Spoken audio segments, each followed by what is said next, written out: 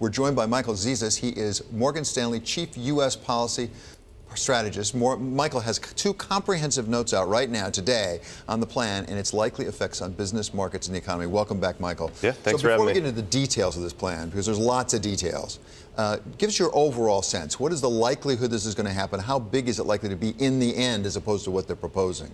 Yeah, so we think it's going to happen, but we think the timeline's a little more extended than what the Republicans are telling you. The primary problem with the framework that was laid out yesterday was it identified a lot of cuts. It didn't identify a lot of pay-fors. Some of the estimates of how much revenue you lose based on yesterday's plan are around $5 trillion. All we know is that the Senate has agreed to accommodate about $1.5 trillion in deficits.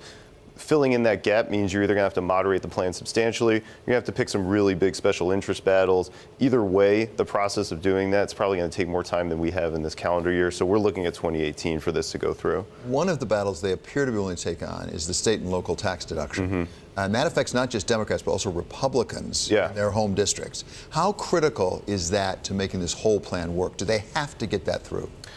No, we don't think they have. There are a lot of different options. I mean, first of all, they could just not do it at all and try and do a temporary sunsetting tax cut. I think that's probably less likely to happen. There'll have to be some kind of moderation on that. We think is more likely at the end is you either transform it to some type of tax credit or you have some PEAS-like limitation income phase out for all types of itemized deductions that comes in. But I think you're right to point out that this is kind of a key battleground issue because even though nationally it favors Republican politics, there are about 50 blue state Republicans who represent districts this is going to be really important to, where constituents might be looking at actually a tax increase if this went through.